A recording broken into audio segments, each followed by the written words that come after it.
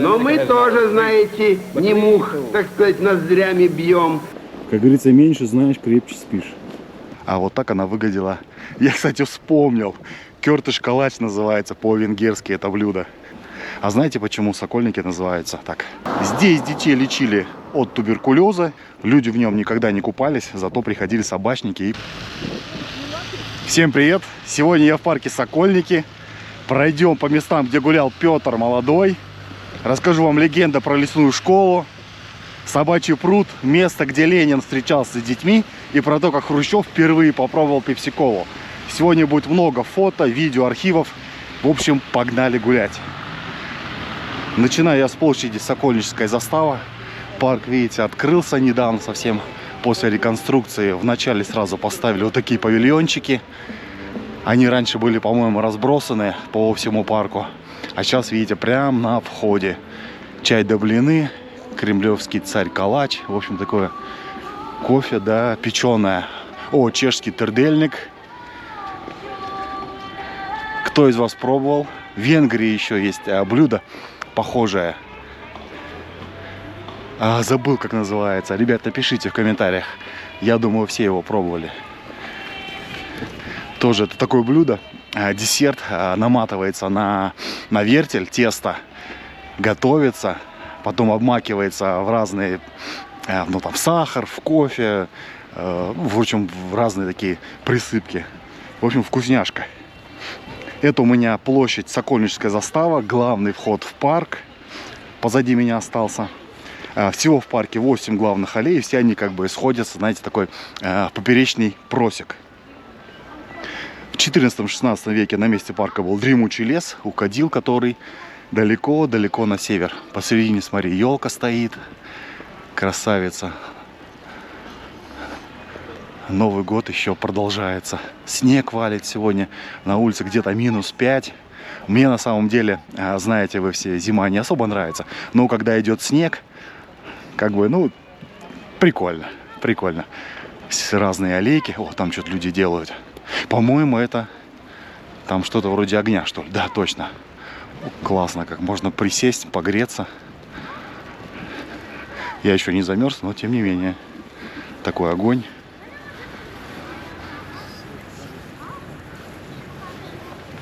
Тепло, можно погреться. Ну, классно сделали. Елочка нарядная. Люди гуляют. Время 12 час, выходные дни. Что еще делать? Здесь тоже павильончик стоит. Смотрите, какой Дед Мороз лезет. Санта-Клаус, вернее. Лезет наверх. Маленький. О, какая аллейка прикольная. Смотрите, рябиновые кусты, игрушки. Красота. А знаете, почему Сокольники называются так? Парк Сокольники. Тут когда-то устраивали соколиную охоту для царей. Представляете, где сейчас бегают дети? Я гуляю, собаки гуляют. Раньше люди ходили с соколами в руках. По факту это парк когда-то был охотничьими угодьями. Это вот Фонтанная площадь. Летом здесь огромный-огромный фонтан. Сейчас подойдем поближе, покажу вам. Вот такие зоны, где можно посидеть под деревьями голыми. Но все равно смотрится прикольно, красиво. Однозначно, парк Сокольники один из лучших парков Москвы. Если вы приезжаете в город, я советую вам сюда прийти. Летом здесь тоже такая красота. Вот эти просеки, видите, туда улочки. Вот по всем им можно прогуляться. Вот такая Фонтанная площадь. Впереди качели. Вообще вместо фонтанов когда-то стоял огромный деревянный павильон здесь, который называли круг или царский павильон. Видите, поэтому фонтан как бы сделан таким кругом. Люди на качелях катаются. Пойдем вот в ту сторону. Есть легенда даже по поводу этого парка. Она гласит, что один из царей, обычно упоминают Алексея Михайловича, якобы держал в парке тайный соколиный питомник, куда допускали только доверенных людей. Некоторые говорят, что по ночам слышны до сих пор птичьи крики, будто бы соколы все еще парят над парком. А я тем временем иду к майскому просеку. Друзья, еще один павильон, чешский тердельник. Я, кстати, вспомнил. Кёртыш-калач называется по-венгерски это блюдо. Вспомнил. Пробовал тоже его впервые как раз-таки в Венгрии, ну, потом уже в Чехии. Есть еще начинка с мороженым. Напишите в комментариях, ребят, какая начинка вам нравится или просто. Мне вот нравится тесто, оно очень вкусное.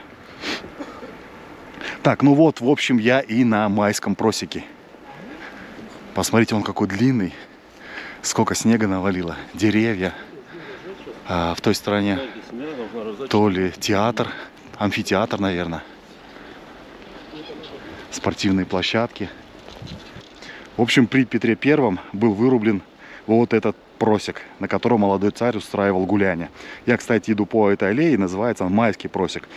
А вот так она выглядела в 1901 году. А вот так уже в 1906. И Майский просек считается самым старым в парке. Также при Петре Первом в Сокольниках жили пленные шведы. Здесь где-то с правой стороны должна быть такая забавная скульптура. Называется «Фея Главбух». Но все занесено снегом, поэтому я даже не знаю, смогу ли я вам показать ее. Вообще все белым-белом. По факту это такой... Это тоже легкие Москвы. Лесом, наверное, сложно назвать, но подходит. Все-таки, наверное, тоже описание, как будто это лес, парк. А может, в той стороне Фея Главбух. Но вот она где-то прям рядом должна быть. В общем, наверное, летом надо приходить сюда ее искать. Скорее всего, сейчас она заметена. Еще дальше по аллее с правой стороны будет собачий пруд. Люди в нем никогда не купались, зато приходили собачники и купали своих питомцев. Поэтому пруд стали называть собачьим.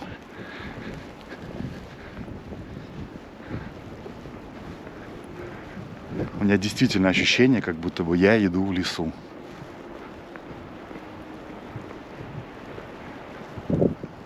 Детские площадки. И меня, походу, вообще уже снегом занесло.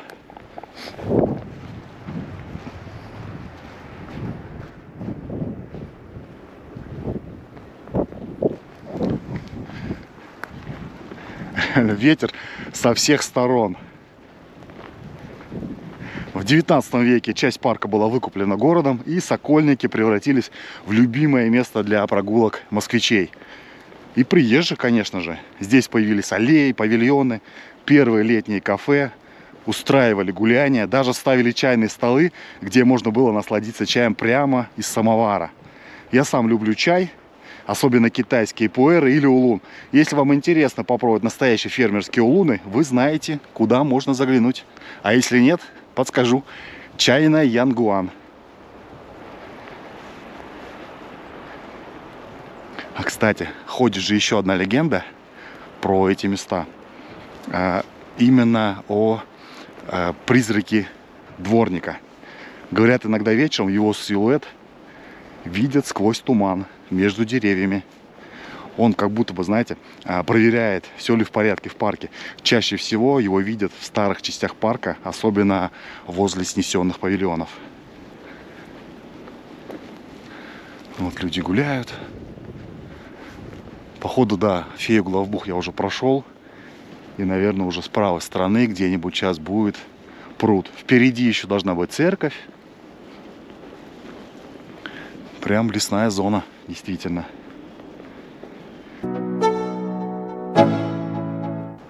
Шестой лучевой просек, 21, строение 11. Вообще на территории парка до революции находились дачи московского бомонда.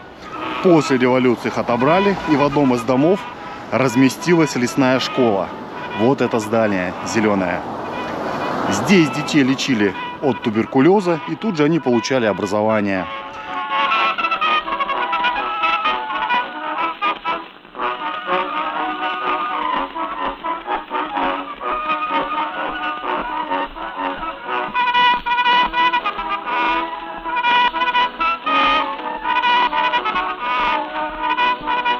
Предварительно зашел, узнал, и пройти туда нельзя. Поэтому снимаю вам из-за забора. С телефона тоже снял, приблизил, насколько это возможно. И такая вставочка будет, чтобы вы рассмотрели это здание. Помните рассказ «Ленин и дети», где он водит хоровод вокруг елки с ребятами? Считается как раз-таки, что это происходило именно здесь, в лесной школе в Сокольниках. И тут возникает логичный вопрос. Как так? Ленин, елка, Рождество. Ведь Рождество – это церковный праздник, а елка с подарками рассматривалась как буржуазная традиция. И ведь только после 1935 года появляются первые массовые елки с участием Деда Мороза. Поэтому какая-то такая своего рода несостыковочка. Напишите в комментариях, что вы думаете по этому поводу. Есть еще один важный момент. В это время Надежда Крупская проходила здесь лечение. И Ленин приезжал сюда в первую очередь к ней. Известно, что по дороге в лесную школу на Ленина было совершено нападение. И у меня возник такой, знаете, вопрос. Могло ли это нападение для него стать фатальным? Этот вопрос я задал эксперту китайской метафизики. Теоретически, да, это могло бы быть, потому что если мы посмотрим на натальную карту самого Ленина, то мы можем увидеть, что 19-18 года для него приходят, фокус внимания — это здоровье, и это люди, похожие на него и не похожие на него. В такой концепции китайской метафизики, в частности Бадзи, мы можем говорить о том, что когда приходят такие периоды, то у человека приходит период, когда его грабят. То есть такое говорящее название. Грабят во всем. По здоровью, по деньгам, по отниманию супругов и так далее. То есть происходит некое отчуждение, в том числе и здоровья. И про сам 18-19 год, давайте не будем забывать, чисто исторически здесь складываются такие факты, когда, во-первых, на него было совершено нападение. То есть это 18-й год, да, то есть 30 августа. Здесь мы наблюдаем картину, когда в него стреляли. И здесь тоже теоретически как раз-таки могла возникнуть смерть. И если уже углубляться в историю, то мы видим та же самая пуля, которая застряла в его теле в этот период, она и послужила смертью Ленина. Если мы с вами возьмем год, когда он умер, 24-й, то и здесь мы наблюдаем как раз фокус внимания про здоровье и про людей, похожих и не похожих на него. С Лениным, в принципе, как и со всей большой историей, связаны такие нераскрытые темные пятна.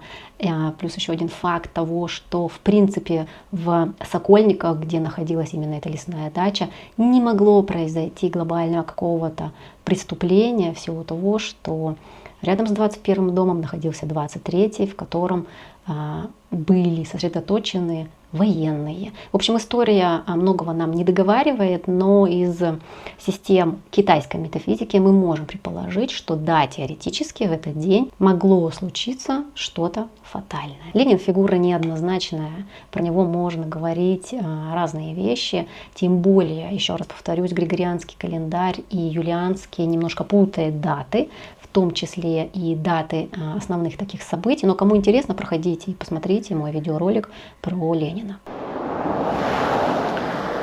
А сейчас в этом здании находится академическая гимназия. Вот такие вот дела. Ну а мы с вами движемся дальше. Поэтому, кому будет интересно, адрес я назвал. Приходите, смотрите. Я возвращаюсь в Сокольники. По факту это вся территория была раньше Сокольники. Просто я в данный момент как бы вышел за ее территорию. И поэтому возвращаюсь. Нравятся мне такие прогулки. Свежий воздух. Какие-то здания старые, да, с историей. Видеокадры, фрагменты из жизни, той жизни. Мне кажется, интересно сравнивать ту жизнь и современную. Классно, тепло. Я уже согрелся. Прямо иду и наслаждаюсь. Действительно, как будто бы даже потеплело. Снежок чуть-чуть перестал. Мелкий-мелкий идет. В общем, вот такие дела. Обязательно, ребят, поделитесь этим видео со своими друзьями, знакомыми, близкими. Это очень-очень помогает продвижению канала, роликов. Заранее огромное большое спасибо всем. Все, мы идем с вами дальше. Вот, кстати, перехожу дорогу. Видите, Ляминский проезд. Я вот так, насколько это возможно, приближу. Здесь все в снегу, не могу ближе подойти. Поэтому ставьте паузу, приближайте. Ну, давайте начало прочитаю. Так, получил свое название в конце 19 века по фамилии одного из домовладельцев, Ивана Артемьевича Лямина, первого хозяина территории. Видите, я говорю, что здесь был прям такой бомонд проживал. Вот эта территория сейчас, по-моему, хозяйство озеленения за забором с колючей проволокой. Кстати, если мы пойдем в обратную сторону, оттуда, откуда я сейчас иду, парк Сокольники плавно перетекает в Лосиный остров парк. Тоже огромная зеленая территория. И насколько мне известно, там даже водятся лоси. Надо как-нибудь тоже туда заглянуть. На той стороне дороги парк Сокольники за забором. Переходишь дорогу, здесь забор. И тут же находится госпиталь имени Бурденко. А вообще раньше вся эта территория была парка Сокольники. И на территории госпиталя стоит дом, построенный в 1915 году. Он принадлежал Владимиру Смирнову, это сын Петра Смирнова, известного как водочный король Российской империи. После революции 1917 года Владимир Смирнов эмигрировал, а в 1920 году в Константинополе воссоздал производство знаменитой водки. Сейчас, насколько это возможно, покажу вам через забор. Ну, особо, наверное, не видно. Ну, вот там он. Видите, спрятанный, вроде как на ремонте. Кому интересно, это поперечный просек 17, корпус 14. Я, кстати, нашел старое видео про революцию, которое рекомендовано для просмотра 4 класса. Кусочек посмотрите. А если будет интересно, полное видео выложу в телеграм-канале. Оно где-то около 4 минут. В общем, вот такие дела. —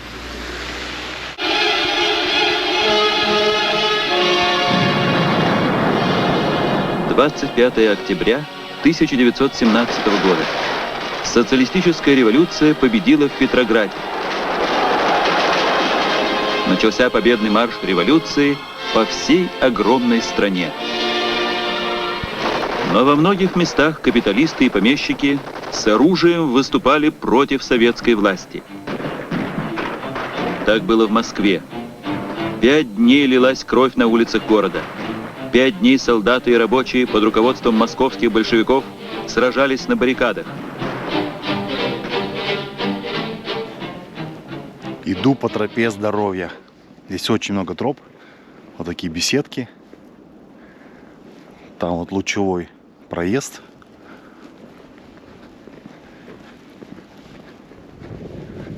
Людей нет, я один. Ну, я уже привык ходить один. Вот тоже скамеечка стоит. Вот там еще тропа пошла. Вот она, следы. Но что-то я туда не рискую идти, не знаю, куда приду. Поэтому пойду вот по этой тропе. Предполагаю, что все-таки эта тропа здоровья есть. И она меня как раз-таки приведет туда, куда мне надо. И у меня что-то стал уже рот замерзать. Надо, наверное, чаще разговаривать. Спортивная площадка небольшая. Правила пользования. После революции, кстати, территория парка пришла в запустение. И только в 30-х годах парк начали восстанавливать. Появились вот такие спортивные площадки, в кавычках. Такие, это более современные, да? Потом аттракционы, культурные мероприятия. Словом, Сокольники превратились в такое место для активного отдыха и развлечения для всей Москвы. О, первый человек идет, которого я встретил. Фонари вот такие есть здесь, лавочки, урны. В общем, гуляй не хочу. А это тропа здоровья, да? Правильно? Спасибо. А то туда тоже дорожка пошла, я уже заблудился, что ли. Правильно иду. Видите, указателя нет, что это тропа здоровья. Я просто по карте посмотрел. Называется тропа здоровья. Вот тропа. И туда еще одна тропа. Ну, я пойду уже вот здесь. По, наверное, центральной. Так как здесь лавочки, урны, фонари, значит, она главная. А, и вот как раз таки еще один просек, наверное. Сейчас я на него выйду. И пойду уже по нему. Ну, действительно, здесь как будто бы в лесу. Уже не ощущается парковая зона. Больше, конечно, на лес. Такой дикий-дикий лес вот туда, если смотреть. Так, дошел до 5-го лучевого просека. Налево маточный сад, поперечный просек. Позади 4-й лучевой просек. Направо сиреневый сад и туалет. О, пойду-ка я к сиреневому саду. Это тоже тропа здоровья. Здесь вот видите турники. Еще один гуляющий человек, один гуляет. Как я, один. И пойдем сейчас в сиреневый сад. Садов здесь очень много. Сиреневый сад, потом есть розарий. Пруды. Майский пруд. Верхний, майский, нижний. Потом еще какие-то пару прудов. В общем, воды здесь много. Водоемов. Предположу, что можно в них и купаться летом. Но загорать уж точно можно. Собачьим, наверное, купаться вы не будете. Но позагорать, наверное, можно. Так, вижу кафе. Кафе Дубки налево. Но я пойду прямо к сиреневому саду.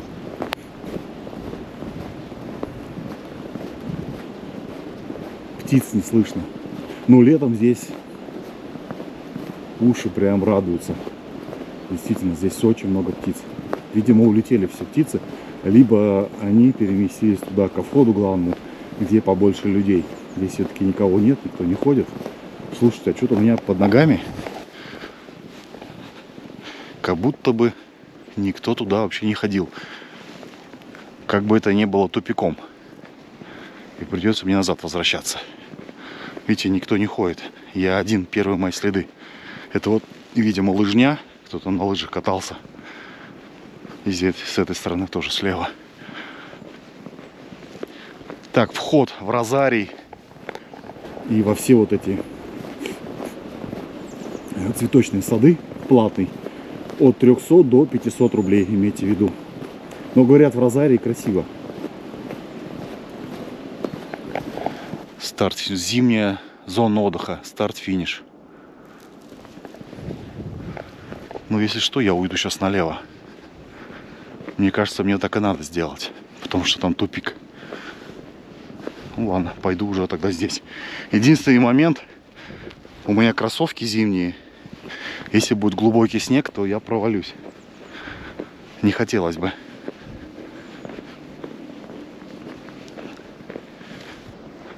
Вот он, сиреневый сад, но вход у него с другой стороны. Где-то там надо ходить. Хотел ближе подойти, но не смогу. А вот это музей каллиграфии.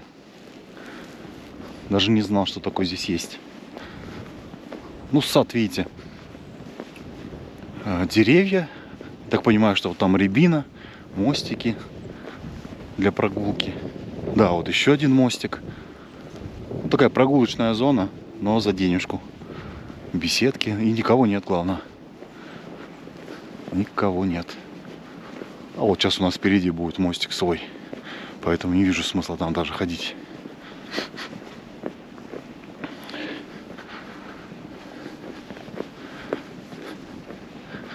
Вот такие мостики на территории парка. Сада.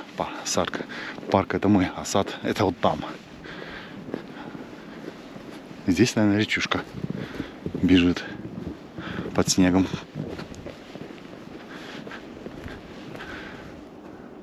В общем, просто прогулочная зона за забором, за которую берут деньги. Не знаю, почему так, но вот так, как есть.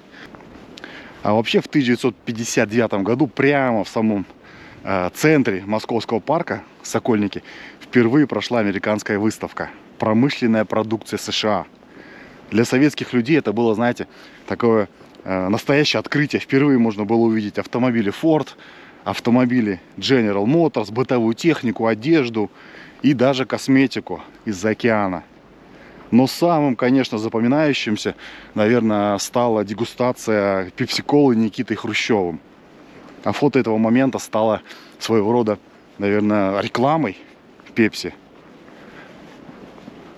Потом еще были кухонные дебаты между Хрущевым и Никсоном. Я тоже присоединяюсь к восхищению наших советских инженеров, что американцы умные люди, Мы всегда об этом верили и знали. Ну что, глупые люди не могли бы поднять экономику на такой уровень, которого не достигли. Но мы тоже, знаете, не мух, так сказать, ноздрями бьем. А за 42 года, знаете, так шагнули на себя, что достойные партнеры. Что? Поэтому давайте соревноваться. Давайте соревноваться. Кто больше даст товаров для народа? Та система лучше, та победит. Друзья, самое время поставить лайк, написать комментарий, кто этого не сделал. Кстати, вот Малый Розарий. Тоже за забором. Он сейчас не работает. И, по-моему, летом даже он не работал уже. Тоже вход платный. Не знаю, сколько стоит, но я говорю, где-то от 300 до 500 рублей. Такие вот прогулочные как бы аллейки, видите, скамейки, беседки. Ну, территория совсем маленькая. А, и вот каток, про который я говорил. Посмотрим сейчас, сколько там людей. Ну, вижу много.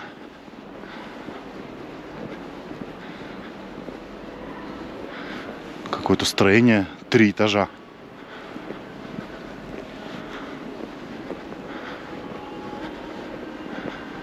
Буквадом. Что за буквадом? Не скажу. Вот люди просто катаются. Сейчас сниму, подойду вам поближе.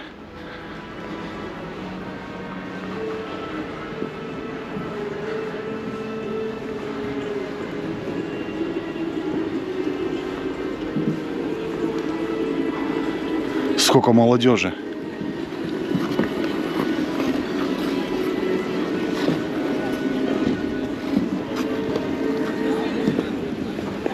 Минус 5 показывает на улице.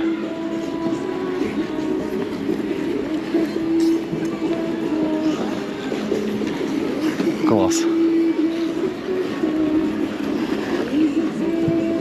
Ребята, сколько прокат стоит? 200 с коньками. 200, 200. А, 400 рублей. Час, да? 3 часа? А, понял, спасибо. Вот слышали цены. Единственное, может быть, свои коньки можно. Тогда 200 рублей за 3 часа. Думаю, нормально. Ну, народу, смотрите, сколько. Причем все это молодежь.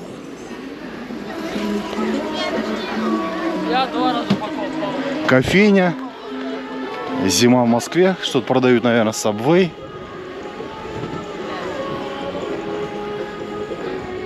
Ну, нормально. Да, кофе, чай. Там поинтереснее. Посмотрите, какая красота. Елочки. Причем их много, да. Интересное решение. Так, огородить их. Посередине большая елка, вокруг маленькие.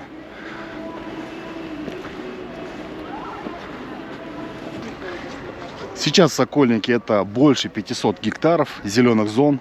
Тут можно бегать, прыгать, кататься на велосипеде, просто спокойно посидеть на скамейке у пруда. Есть вот такие фотокиоски. Можно сделать фотографию. Есть детские площадки, спортзоны, выставочные павильоны. Летом еще проходят концерты, фестивали. В общем, каждый найдет для себя что-то новое. О, опять чешский тердельник. Видимо, популярное блюдо в Сокольниках. И мы с вами как раз-таки выходим к центру, к кольцу. Ребят, напишите в комментариях, какие ваши любимые места для прогулок. Будет интересно почитать. На этом буду заканчивать. Спасибо, что гуляли сегодня вместе со мной. Отдельное спасибо всем, кто поддерживает канал финансово. Все, ребят, всем пока!